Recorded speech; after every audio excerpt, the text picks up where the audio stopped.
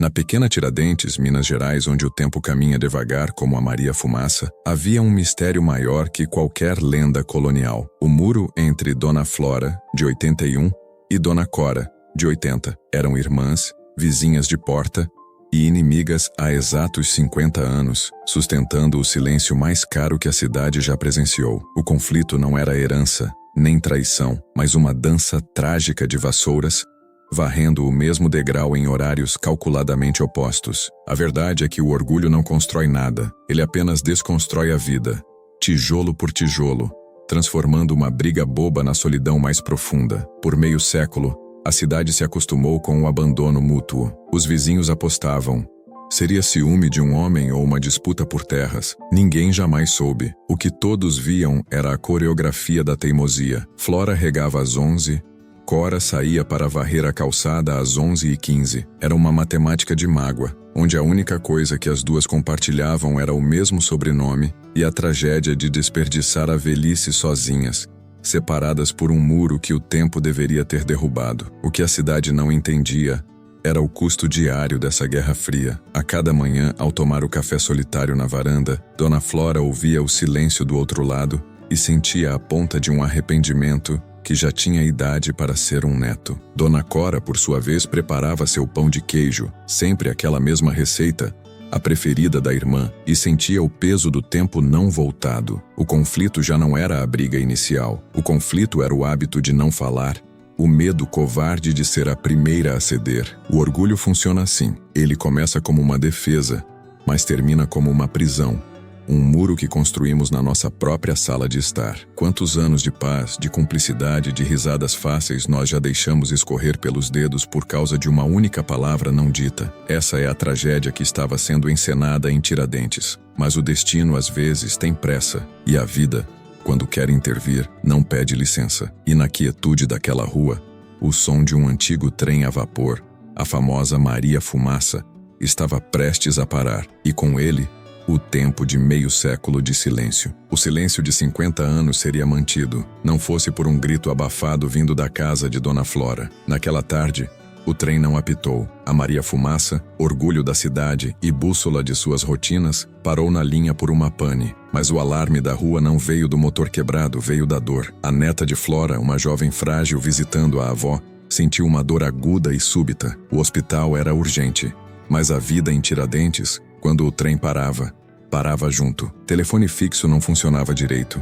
E o carro mais próximo, o único na rua, era o velho Fusca azul celeste de Dona Cora. A jovem neta, com a testa suada de aflição, não sabia da guerra. Para ela, havia apenas a emergência e uma porta fechada a poucos metros. Foi ela quem bateu, a força da necessidade quebrando o tabu. Aquele som, o toque-toque na porta de Cora, foi um tiro de canhão no coração de uma trégua não declarada de 5 décadas. Dona Cora abriu, e a visão da aflição no rosto da neta de sua irmã a atingiu como um raio. O passado e o futuro se encontraram no presente dramático. Cora não hesitou. Ela pegou a chave do Fusca, ordenou entre logo, e o motor, que parecia dormir há anos, rugiu. No caminho para o hospital, a neta, alheia à história, agradeceu e perguntou sobre a vida. Cora respondeu com monossílabos, mas a barragem estava aberta. O silêncio da casa havia sido rompido, e a razão por trás de tanto sofrimento começou a flutuar na memória, como um perfume antigo. Não foi por herança, não foi por um homem. O motivo, para quem olhava de fora, parecia risível, mas para elas, era o cimento mais forte do orgulho. Foi uma briga por causa da receita de pão de queijo da mãe delas. 50 anos atrás,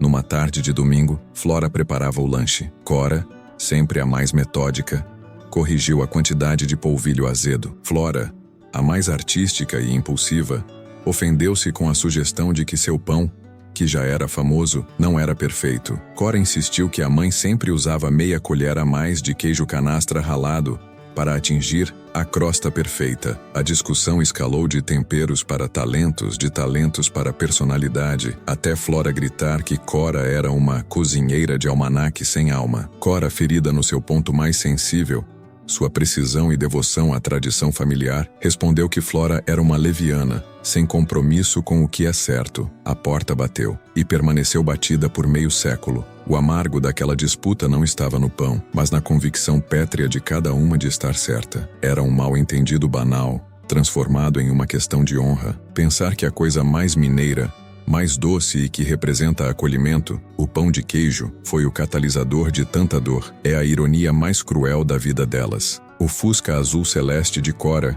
seguindo apressado para o hospital, carregava a neta, e metaforicamente o peso de 2 vidas desperdiçadas. Cora olhou para o retrovisor. A imagem da neta de Flora, de quem ela não sabia nem o nome completo antes daquele dia, fez com que as lágrimas viessem. Aquele pão de queijo tinha virado um muro de concreto. Um muro que ela e Flora, com as mãos trêmulas pela idade, haviam se recusado a derrubar. A dor da neta era a dor que finalmente esmagava a culpa de terem deixado a raiva se tornar uma rotina. Isso nos faz refletir. Por qual motivo, bobo, você ainda sustenta uma briga? Qual é o seu pão de queijo azedo? Nós, ao longo da vida, somos mestres em transformar pequenas indignações em grandes tragédias pessoais. Aos 65, 70, 80 anos, percebemos que o orgulho é um veneno de ação lenta, que não mata o corpo, mas consome o tempo. E o tempo, amigas, é a única coisa que não aceita devolução. Quando olhamos para trás, descobrimos que a culpa mais dolorosa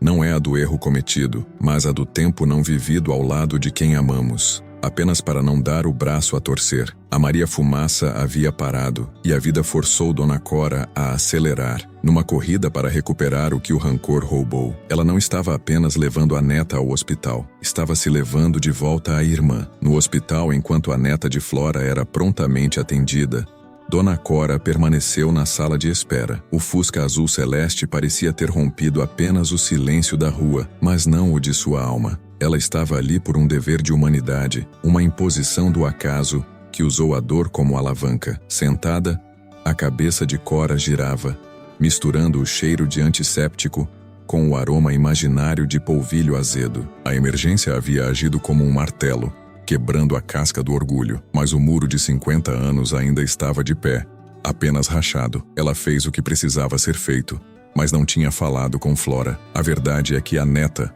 Marina, nem precisou falar com Flora. Assim que soube da urgência e da pane na Maria Fumaça, Flora ligou para o hospital. A voz na linha era trêmula, mas forte. Minha neta está bem? Ela chegou bem? Foi a Cora quem a levou, não foi? Quando Cora finalmente viu Flora na sala de espera, não houve gritos nem acusações. Havia apenas 2 mulheres velhas, encolhidas pelo tempo, encarando a falência de suas próprias vidas. Flora andou lentamente, seus olhos marejados fixos nos de Cora. O medo de que algo grave tivesse acontecido a Marina tinha sido maior que o ódio acumulado. Obrigada, sussurrou Flora, e a palavra simples carregou o peso de 1000 desculpas não ditas. Cora apenas balançou a cabeça, incapaz de articular uma resposta. O ponto de virada não estava no ato heróico de Cora dirigindo rápido. Estava naquele "obrigada", que reconhecia o laço, que implorava o fim da guerra. O motor da Maria Fumaça quebrado simbolizava o tempo que, de repente, parou para elas. A vida estava enviando uma mensagem urgente. O tempo acabou para teimosias. Não há mais 50 anos para perder. Foi Cora quem finalmente achou a coragem de quebrar o silêncio novamente.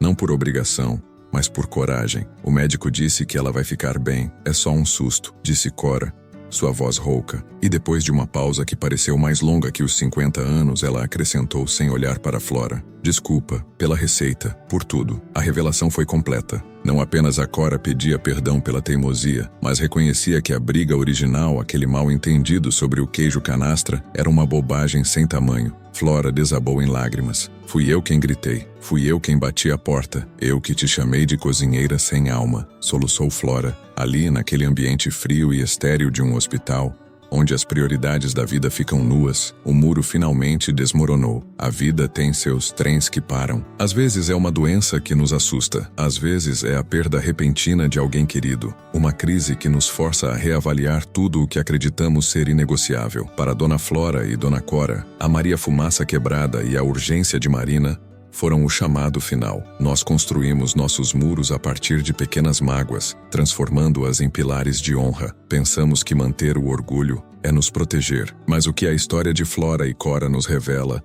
é que o perdão nunca é um favor que se faz ao outro. É um socorro desesperado que se dá à própria alma. O orgulho é uma âncora que prende o nosso barco no porto do ressentimento, enquanto a vida segue navegando lá fora. O olhar de súplica de Marina não foi só por socorro médico, Foi um espelho para as irmãs, mostrando a elas a brevidade da juventude e a pressa da vida. Ele perguntava sem palavras: que emergência a vida precisa criar para você desarmar o seu coração? Para as duas irmãs mineiras, a resposta chegou de trem. Agora, não se tratava mais de quem estava certa sobre a receita, mas de quem teria a sorte de viver o que restava do tempo juntas lado a lado, sem o peso da teimosia. A vida tinha dado a elas uma segunda chance, um presente frágil que agora precisava ser cuidado com a urgência de quem sabe que o tempo é breve. E essa corrida para recuperar o tempo perdido era o novo motor que as impulsionava. O regresso do hospital foi diferente.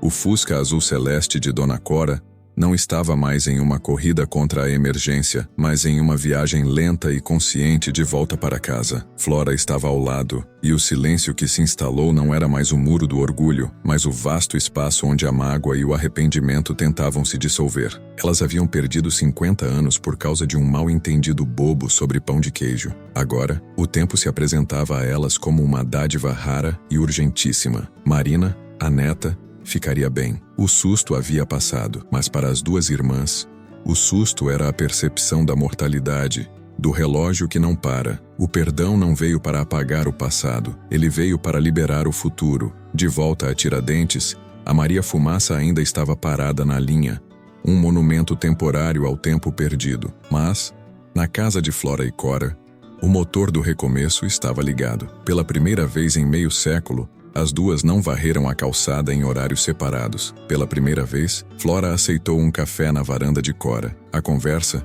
inicialmente travada e cheia de "você lembra", logo deu lugar a risadas roucas sobre histórias da infância que ambas pensavam ter esquecido. Elas tinham muito a recuperar, não apenas fofocas de família ou a atualização de quem casou com quem. Tinham que recuperar a cumplicidade que só irmãs, vizinhas e confidentes podem ter. Tinham que viver juntas a alegria simples de regar as mesmas 11 horas no jardim, de discutir sobre o clima sem discutir sobre a vida. O tempo restante é um tecido precioso, e o que as duas irmãs descobriram é que o sabor do pão de queijo feito agora por Flora e Cora, usando tanto o polvilho azedo quanto o queijo canastra a mais, era infinitamente mais doce. A recompensa da reconciliação é a paz. Aquela sensação de que o peso que você carregava por anos, aquele nó no estômago, foi finalmente desfeito. A história de Flora e Cora é a prova de que a coragem não é apenas enfrentar o perigo, mas enfrentar o próprio coração. A maior prova de amor próprio não é sustentar a sua razão, mas ter a humildade de entender que estar em paz vale muito mais do que ter a última palavra. Pense bem. A vida de Dona Flora e Dona Cora por pouco não acabou em uma tragédia de orgulho. E você? O que a vida precisa fazer para quebrar a sua Maria Fumaça? A espera pela atitude do outro é a maior armadilha do ressentimento. Não se iluda. O perdão é um ato egoísta de amor, porque ele te beneficia primeiro, liberando sua mente e seu coração da amargura. Não espere que uma emergência, uma doença ou uma perda crie a oportunidade para o seu recomeço. A vida anda rápido. O tempo não tem paciência com quem adia o afeto. Quem é a pessoa que está do outro lado do seu muro, esperando por um telefonema ou uma visita? Pegue esta lição de Tiradentes, de Dona Flora e Dona Cora. Se este tipo de história, que fala de vida real, de superação e da urgência de viver bem, toca você, se este conteúdo te inspira a olhar para a sua vida com mais coragem e menos orgulho, convido você a se inscrever no canal. Juntos podemos continuar compartilhando parábolas que nos lembram de valorizar cada minuto, porque o trem da vida não espera. Não deixe para amanhã o perdão que pode te dar a paz de hoje. Vá, ligue, perdoe. Sua vida tem pressa.